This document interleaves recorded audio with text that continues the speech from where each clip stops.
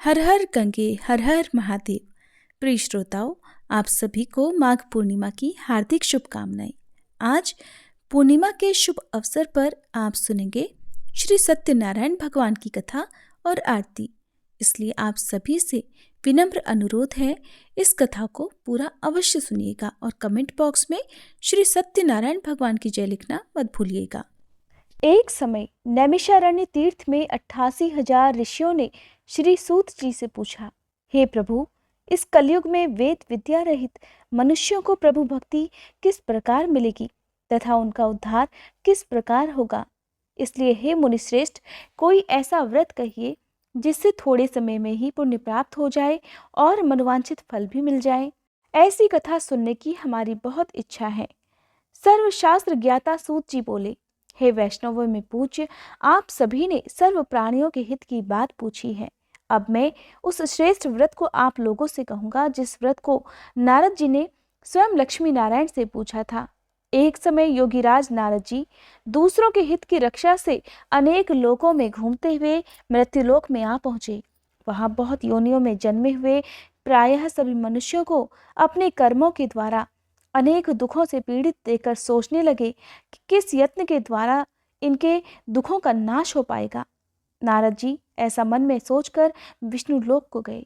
वहां श्वेत वर्ण और 4 भुजाओं वाले देवों के ईश नारायण को, जिनके हाथों में शंख चक्र गदा और पद्म थे, वे वरमाला धारण किए हुए थे, उन्हें देखकर नारद जी उनकी स्तुति करने लगे। हे भगवान, आप अत्यंत शक्ति से संपन्न हैं, मन तथा वाणी भी आपको नहीं पा सकती। आपका आदि मध्य और अंत भी नहीं। निर्गुण स्वरूप सृष्टि के कारण भूत और भक्तों के दुखों को नष्ट करने वाले आपको मेरा नमस्कार है। नारद जी से इस प्रकार की स्तुति सुनकर विष्णु भगवान जी कहने लगे, हे मुनिश्रेष्ठ, आपके मन में क्या है? आप यहाँ किस आयोजन से आए हैं? निसंकोच कहो। तब नारद मुनि कहने लगे, मृत्युलोक में सब मनुष्य जो अनेक योनियों में पैदा हुए हैं, अपने कर्मों के द्वारा अनेक प्रकार के दुखों से दुखी हो रहे हैं। हे नाथ, मुझ पर यदि दया रखते हो तो बताओ कि उन मनुष्यों के सब दुख थोड़े से प्रयास से ही कैसे दूर हो सकते हैं। तब भगवान श्री नारायण कहने लगे, हे नारद जी, मनुष्यों की भलाई के लिए तुमने बहुत अच्छी बात पूछी है। जिस व्रत के करने से मनुष्य मोह से छूट जाता है, मैं वह कहता हूँ। सुनो, बहुत पुण्य देने वाला स्वर्ग और मनुष्य लोक दोनों में दुर्लभ एक उत्तम व्रत है। आज मैं प्रेमवश होकर तुमसे कहता हूँ, सत्यनारायण का यह व्रत अच्छी तरह विधान पूर्वक करके मनुष्य तुरंत ही यहाँ सुख भोगकर मरने पर मोक्ष को प्राप्त होता है।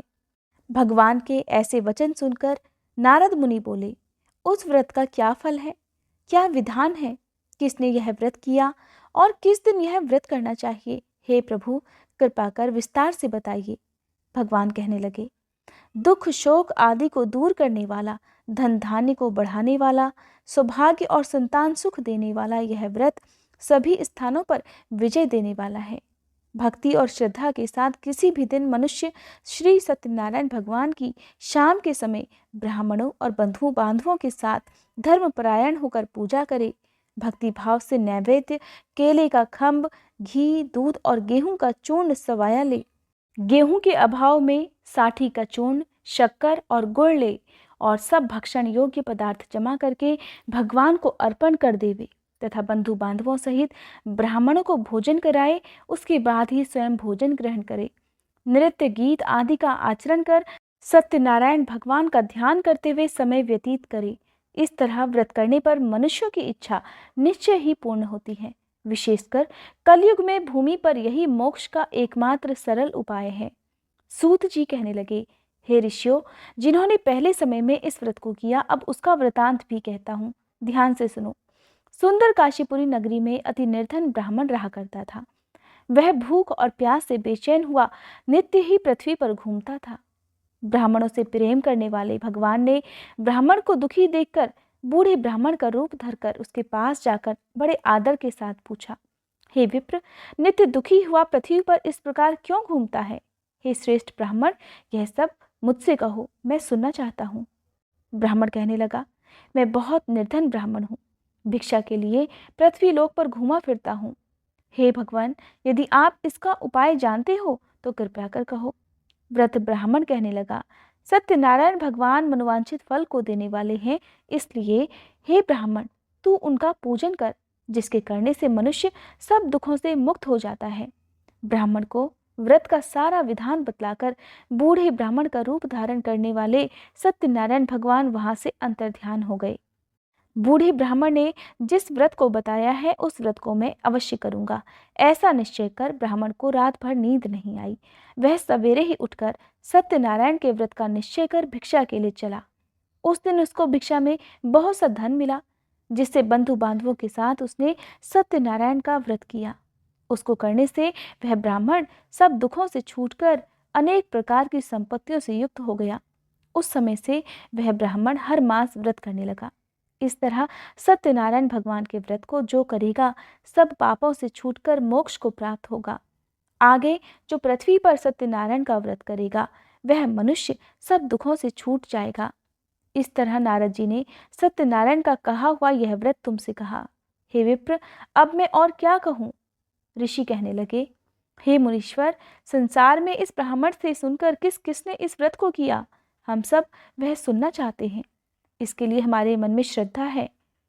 सूत जी महाराज कहने लगे, हे मुनियों, जिस जिसने इस व्रत को धारण किया वह सब भी सुनो। एक समय वह ब्राह्मण धन और ऐश्वर्य के अनुसार बंधु बांधवों के साथ व्रत करने को तैयार हुआ। उसी समय एक लकड़ी बेचने वाला बूढ़ा आदमी वहां आया और बाहर लकड़ियों को रखकर ब्राह्मण के घर में गया।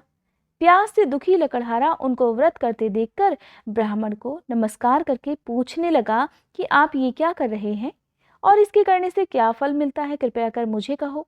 ब्राह्मण ने कहा, सब मनोरथों को पूर्ण करने वाला यह सत्यनारायण भगवान का व्रत है।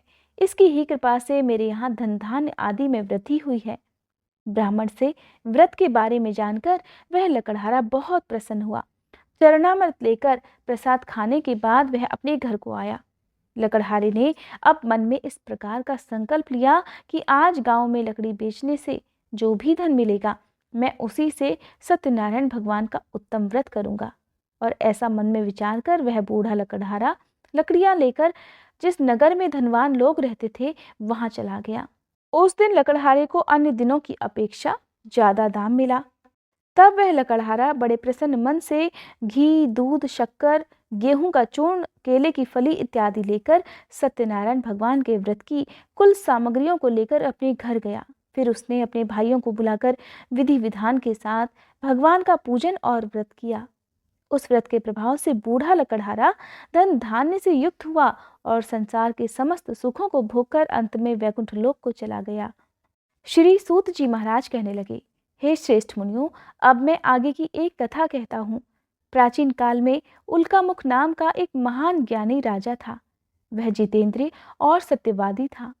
प्रतिदिन मंदिरों में जाता और गरीबों को धन देकर उनके दुख दूर किया करता। उसकी पत्नी कमल के समान सुंदर मुख वाली और सती साध्वी थी। एक दिन भद्रशिला नदी के तट पर वे दोनों विधि विधान सहित श्री सत्यनारायण भगवान का व्रत कर रहे थे। उस समय वहां साधु नाम का एक वैश्य आया। उसके पास व्यापार के लिए बहुत सा धन था।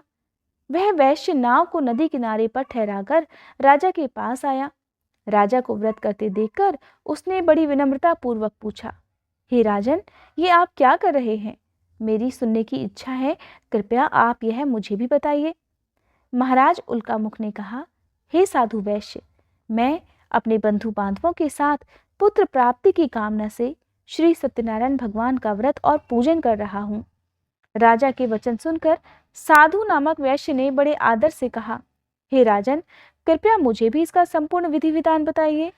मैं भी आपके कहे अनुसार इस व्रत को अवश्य करूंगा, क्योंकि मेरी भी कोई संतान नहीं है और मुझे विश्वास है कि इस उत्तम व्रत को करने से अवश्य ही मुझे भी संतान सुख की प्राप्ति होगी। इस प्रकार राजा से व्रत के सब विधान सुनकर वह व्यापार से निवृत्त होकर सुखपूर्वक अपने घर को आया। उसने अपनी पत्नी को संतान देने वाले उस व्रत के विषय में बताया और निश्चय किया कि जब मेरे संतान होगी तब मैं इस व्रत को अवश्य करूंगा। वैश्य ने यह वचन अपनी पत्नी लीलावती से भी कहे। एक दिन उसकी पत्नी लीलावती श्री सत्यनारायण भगवान की कृपा से गर्भवती हो गई। और कुछ महीने बाद उसने एक बहुत सुंदर कन्या को जन्म दिया। दिनों दिन वह कन्या इस प्रकार बढ़ने लगी जैसे शुक्ल पक्ष का चंद्रमा बढ़ता है। कन्या का नाम उन दोनों ने मिलकर कलावती रख दिया। तब एक दिन लीलावती ने बड़े मीठे शब्दों में अपने पति को याद दिलाया कि आपने जो भगवान का व्रत करने का संकल्प लिया था, अब आप उसे पूरा कीजिए। साधु वैश्य ने कहा, हे प्रिय, मैं कलावती के विवाह पर इस व्रत को जरूर करूंगा।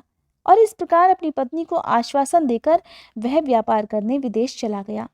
कलावती अपने पिता के घर में बड़ी हो रही थी। लौटने पर साधु ने जब नगर में सखियों के साथ अपनी बड़ी होती पुत्री को खेलते देखा, तब उसके विवाह की उसे चिंता होने लगी। फिर एक दिन उसने एक दूत को बुलाकर कहा कि उसकी पुत्री के लिए कोई सुयोग्य वर देखकर लाया जाए। दूत साधु नामक वैश्य की आज्ञा पाकर कंचन नगर में जा पहुंचा और देखभाल कर वैश्य की कन्या के लिए एक सुयोग्य वणिक पुत्र ले आया। उस सुयोग्य लड़के के साथ साधु नामक वैश्य ने अपने बंधु बांधवों के साथ मिलकर बड़े प्रसन्न मन से अपनी पुत्री का विवाह कर दिया। दुर्भाग्य से वह विवाह के समय भी सत्यनारायण भगवान का व्रत करना भूल गया। इस पर श्री सत्यनारायण भगवान अत्यंत क्रोधित हो गए।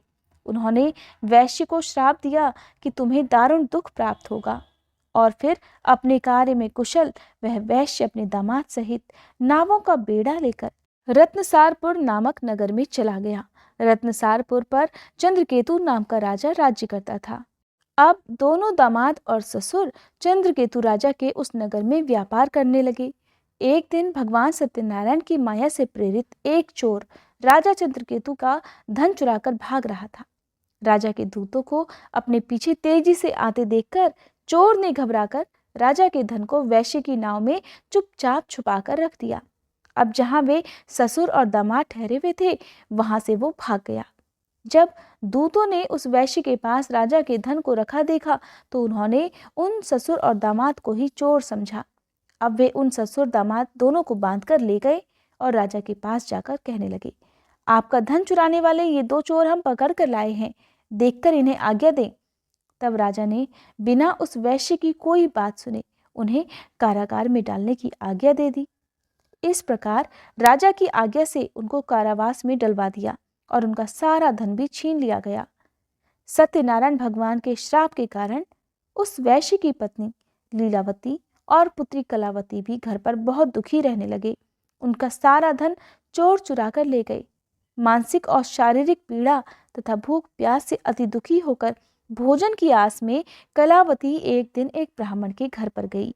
वहां जाकर उसने ब्राह्मण को श्री सत्यनारायण भगवान का व्रत विधि पूर्वक करते देखा, कथा भी सुनी और श्रद्धा पूर्वक प्रसाद ग्रहण कर रात को जब वह घर आई, तब माता ने कलावती से पूछा, हे पुत्री, तू अब तक कहाँ रही? मैं तेरे लिए बहुत चिंतित थी। माँ के शब्द सुनकर कलावती कहने लगी, हे माँ, मैंने एक ब्राह्मण के घर श्री सत्यनारायण भगवान का व्रत होते देखा। मेरी भी उस उत्तम व्रत को करने की बहुत इच्छा है। माँ ने कन्या के वचन सुनकर श्री सत्यनारायण भगवान के पूजन की तैयारी की। उसने बंधुओं सहित श्री सत्यनारायण भगवान का पूजन और व्रत किया और वरदान मांगा कि मेरे पति और दामाद शीघ्र ही घर लौट कर आ जाएं। साथ ही विनती भी की, हे प्रभु, अगर हमसे कोई भी भूल हुई हो तो हम सबका अपराध क्षमा कर दीजिएगा। श्री सत्यनारायण भगवान इस व्रत से प्रसन्न हो गए और उन्होंने राजा चंद्रकेतु को स्वप्न में दर्शन देकर कहा, हे राजन, जिन दोनों वैश्यों को तुमने बंदी बना रखा है वे निर्दोष हैं।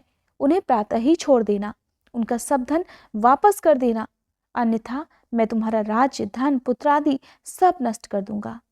राजा से ऐसे वचन कहकर भगवान अंतर्ध्यान हो गए। अब राजा प्रातःकाल जब उठा तो राजा ने दरबार में सबको अपना स्वप्न सुनाया। सैनिकों को आज्ञा दी कि दोनों वैश्यों को कैद से मुक्त कर दरबार में लाया जाए। दोनों ने आते ही राजा को प्रणाम किया। अब राजा ने बड़े कोमल स्वर में कहा, हे महानुभावों, तुम्हें अज्ञानतावश ऐसा कठिन दुख प्राप्त हुआ है। अब तुम्हें डरने की जरूरत नहीं, क्योंकि अब तुम दोनों ही मुक्त हो। इसके बाद राजा ने उनको नए नए वस्त्र आभूषण पहनवाए और उनका जितना भी धन लिया था उसे दोगुना कर वापस लौटा दिया और बड़े आदर और सम्मान के साथ दोनों को विदा कर दिया। इस प्रकार दोनों वैश्य अपने अपने घर को चल दिए। सूत जी महाराज ने आगे कहा, वैश्य ने यात्रा आरंभ कर दी और अपने नगर को चला। उनके थोड़ी दूर आगे बढ़ने पर दंडी वेशधारी श्री सत्यनारायण भगवान ने उनकी परीक्षा लेने हेतु उनसे पूछा, हे वैश्य, तेरी नाव में क्या है? साधु नामक वैश्य को अपने धन का बहुत अभिमान हो गया था। वह बड़े अभिमान के साथ हंसता हुआ कहने लगा, हे दंडी, आप क्यों पूछते हैं? क्या धन लेने की कामना है? मेरी नाव में तो बेल के पत्ते भरे हुए हैं। वैश्य के ऐसे वचन सुनकर दंडी वेशधारी श्री सत्यनारायण भगवान बोले, तुम्हारा वचन सत्य हो। और ऐसा कहकर वे वहां से चले गए। कुछ दूर जाकर समुद्र के तट पर बैठ गए। दंडी महाराज के जाने के बाद वैश्य ने नित्य क्रिया से निवृत्त होने के बाद जब नाव को ऊंची उठे हुए देखा तो बड़ा हैरान हुआ, और जाकर जब उसने नाव को देखा तो नाव में बेल पत्ते भरे हुए थे। ये सब देखकर वह मूर्छित होकर जमीन पर गिर पड़ा। मूर्छा खुलने पर फिर से शोक करने लगा। तब उसके दामाद ने कहा, पिताश्री, आप शोक ना करें, यह सब उन दंडी महाराज का ही श्राप है, अतः हम दोनों को उनकी शरण में ही चलना चाहिए। अब तो वही हमारे दुखों का अंत कर सकते हैं। इस प्रकार दामाद के वचन सुनकर वह वैश्य दंडी भगवान के पास पहुंचा और अत्यंत भक्ति भाव से पश्चाताप करते हुए कहने लगा, मैंने जो असत्य वचन आपसे कहे थे, हे महाराज, उसके लिए हम दोनों को क्षमा करें। और ऐसा कहकर वह व्याकुल होकर रोने लगा। तब दंडी भगवान कहने लगे, हे वणिक पुत्र, मेरी आज्ञा से ही बार बार तुझे ये कष्ट प्राप्त हुआ है, क्योंकि तू मेरी पूजा से विमुख हुआ है। तब उस वैश्य ने कहा, हे भगवान, आपकी माया को तो ब्रह्मादि देवता भी नहीं जान पाते, तब मैं मूर्ख भला कैसे जान सकता हूँ? अब आप प्रसन्न होइए, मैं अपनी क्षमता अनुसार आपकी पूजा करूंगा। हे महाराज, मेरी रक्षा कीजिए और मेरी नौका को पहले के समान धन से भर दीजिए।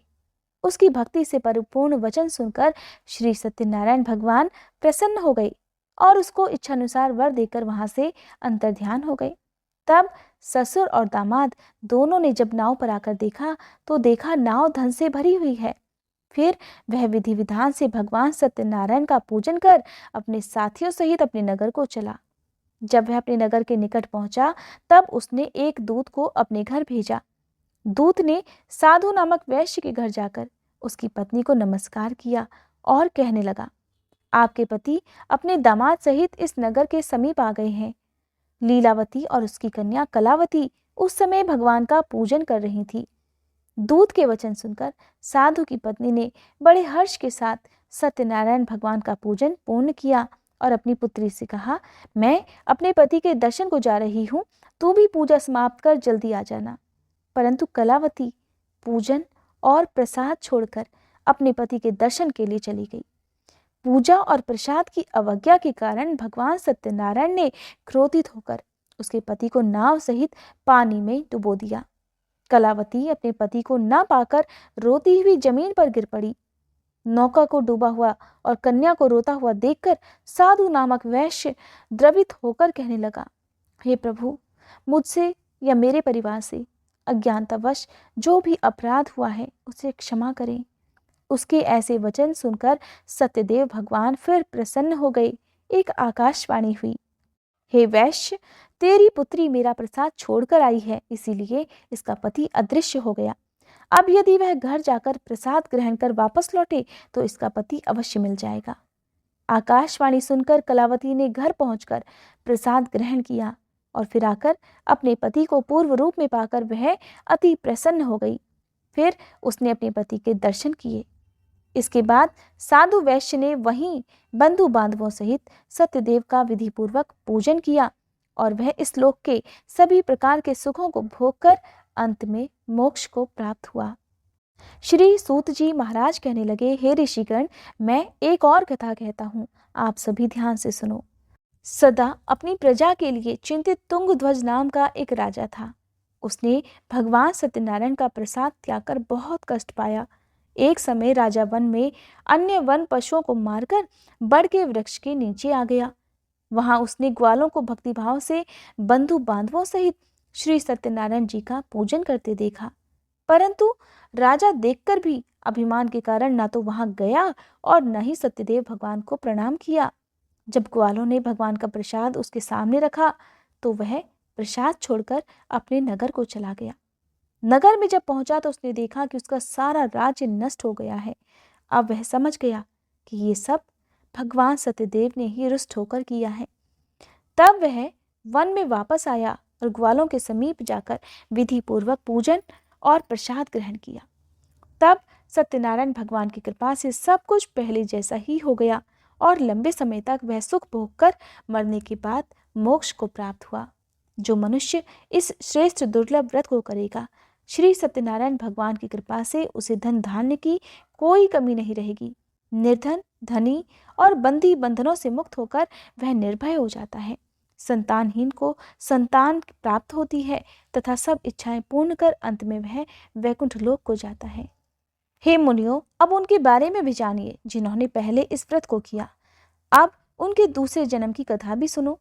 शतानंद नामक वृद्ध ब्राह्मण ने सुदामा के रूप में जन्म लेकर श्री कृष्ण की भक्ति और सेवा कर वैकुंठ लोक प्राप्त किया। उल्कामुख नामक महाराज राजा दशरथ बने और श्री रंगनाथ का पूजन कर मोक्ष को प्राप्त हुए। साधु नाम के वैश्य ने धर्मात्मा और सत्यप्रति के राजा मोरध्वज बनकर अपने पुत्र को आरे से चीरकर वैकुंठ धाम प्राप्त किया।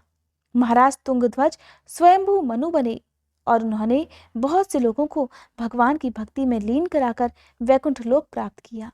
और वह लकड़हारा भी, जिसने श्री सत्यनारायण भगवान का व्रत और पूजन किया था, वह अपने अगले जन्म में गुह नामक निषाद राजा बना और जिसने भगवान श्री राम के चरणों की सेवा कर अपने सभी जन्मों को संवार लिया। बोलो सत्यनारायण भगवान की जय। हे सत्यनारायण भगवान, इस कथा को कहने, सुनने और हुंकारा भरने वाले सभी भक्तों के सभी मनोरथ पूर्ण करना, सभी पर अपनी कृपा बनाए रखना। ओम जय लक्ष्मी रमणा स्वामी, जय लक्ष्मी रमणा। सत्यनारायण स्वामी, सत्यनारायण स्वामी, जनपातक हरणा, जय लक्ष्मी रमणा। रत्न जड़ित सिंहासन, अद्भुत छवि राजे, स्वामी अद्भुत छवि राजे। नारद करत निराजन, घंटावन बाजे, जय लक्ष्मी रमणा। प्रकट भये कलि कारण, द्विज को दर्श दियो, स्वामी द्विज को दर्श दियो। बूढ़ो ब्राह्मण बन कर कंचन महल कियो, जय लक्ष्मी रमणा।